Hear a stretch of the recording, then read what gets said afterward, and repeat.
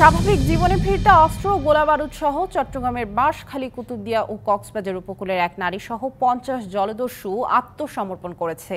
বন্দর নগরীর পতেঙ্গা র্যাব ৭ এর এলিট হলে স্বরাষ্ট্রমন্ত্রী আসাদুজ্জামান খানের কাছে অস্ত্র জমা দিয়ে তারা আত্মসমর্পণ করেন।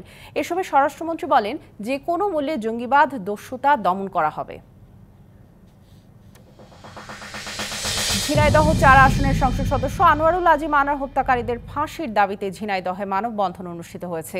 সকালে কালীগঞ্জ শহরের জনতা মোড়ে এই কর্মসূচির আয়োজন করে স্থানীয় ব্যবসায়ীরা।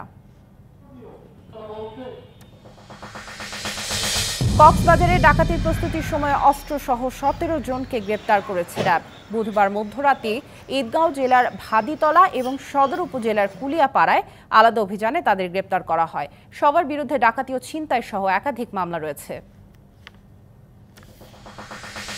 বিএনপির প্রতিষ্ঠাতা জিয়াউর রহমানের মৃত্যুবার্ষিকী উপলক্ষে বিনামূল্যে চিকিৎসা সেবা দিয়েছে ডক্টরস অ্যাসোসিয়েশন অব বাংলাদেশ ড্যাব এর গাইবান্ধা জেলা শাখা। বিএনপির কার্যালয়ে সকাল ১০টা থেকে শুরু হওয়া কার্যক্রম চলবে বিকাল ৫টা পর্যন্ত। বিএনপির প্রতিষ্ঠাতা ও সাবেক রাষ্ট্রপতি জিয়াউর রহমানের মৃত্যুবার্ষিকী উপলক্ষে যুব দলের উদ্যোগে চট্টগ্রামের রাঙ্গুনিয়ার জিয়ানগরে ফুলেল শ্রদ্ধা ও ফাতেহা পাঠ করা হয়। এরপর সেখানে গাছের চারা রোপণ করা হয়।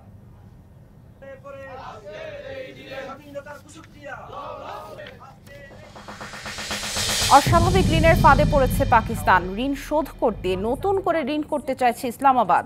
দেশটির কেন্দ্রীয় ব্যাংকের তথ্য মতে ৭৮.৯ ট্রিলিয়ন রুপিতে পৌঁছেছে মোট ঋণের পরিমাণ।